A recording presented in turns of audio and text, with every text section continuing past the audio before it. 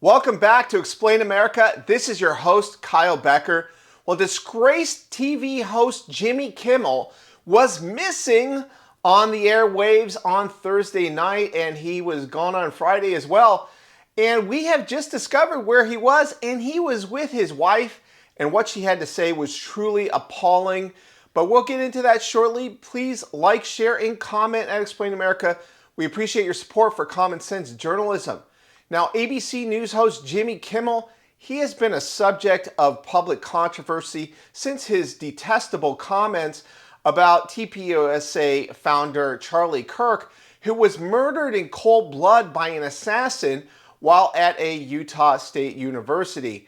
And since that time, Jimmy Kimmel has been simply under the radar. People haven't really noticed him.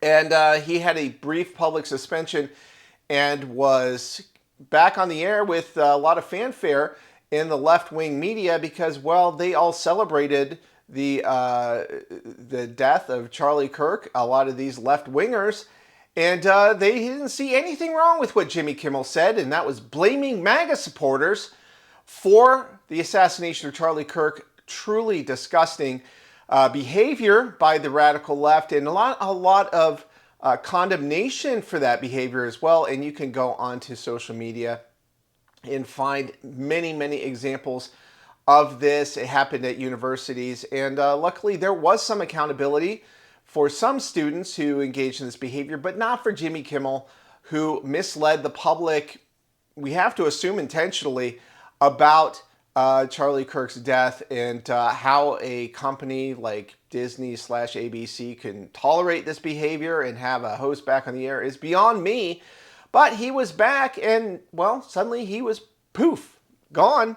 And we found him, and he was with his wife on a podcast this weekend.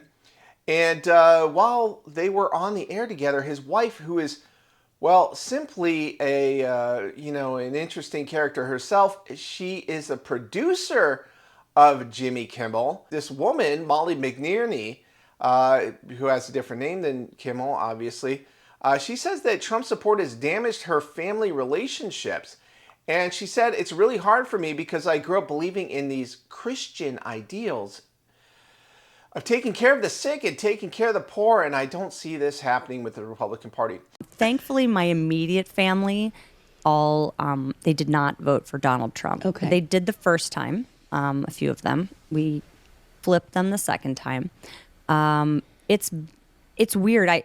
When Donald Trump was first elected, I was so upset. We all were. But I remember thinking, I understand it because I grew up in a very conservative Republican house. I mean, I bought my dad a Rush Limbaugh tie in high school. I voted Republican straight ticket, and that's what I was told to do. And then I left St. Louis, Missouri, and I met people from different backgrounds, and I started to understand different things and different needs and different people.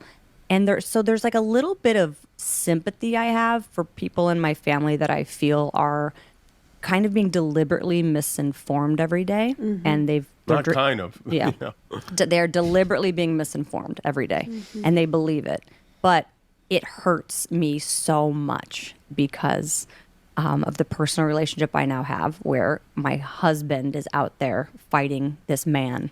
And to me, them voting for Trump is them not voting for my husband and me and our family. And I unfortunately have kind of lost relationships with people in my family because of it.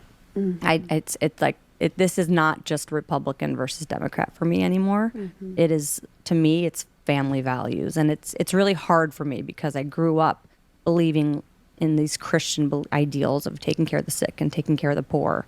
And I don't see that happening with this Republican Party. Mm-hmm. And so I feel like I'm kind of in constant conflict, and I'm angry all the time, which isn't healthy at all. But I personalize everything now. When I see these terrible stories every day, I'm immediately mad at certain aunts, uncles, cousins who put him in power. And it's really hard. And I wish I could deprogram myself in some way, but I get really angry. And I've sent many emails to family, like right before the election, saying, I'm begging you, here's the 10 reasons not to vote for this guy. Please don't. And I either got ignored by 90% of them or got truly insane responses from a few. It's definitely caused a strain. I've definitely pulled in closer with the family that I feel more aligned with. And I hate that this has happened.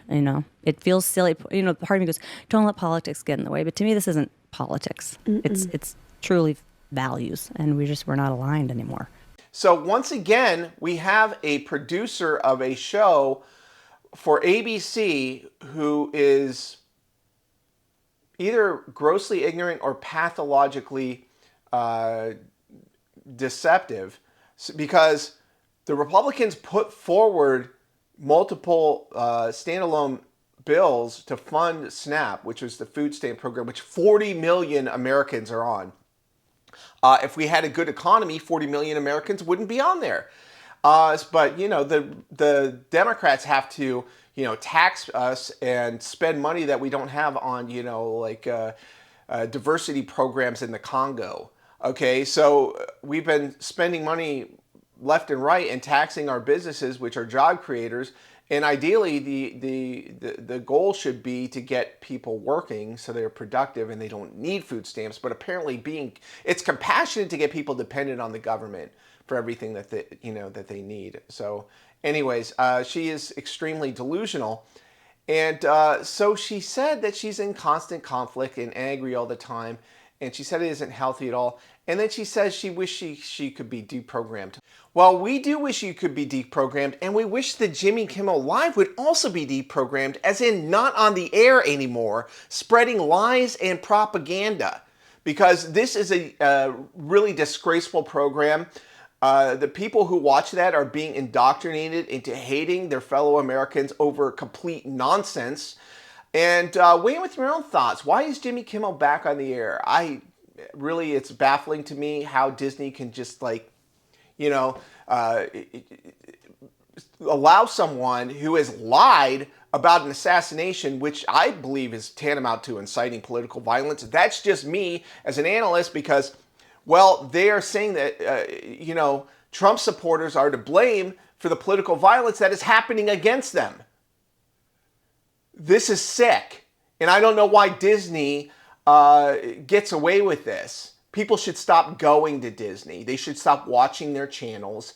And they should let this despicable media company go the way of history and just, fade off into the sunset, because it's a long ways away from what Walt Disney envisioned for this company.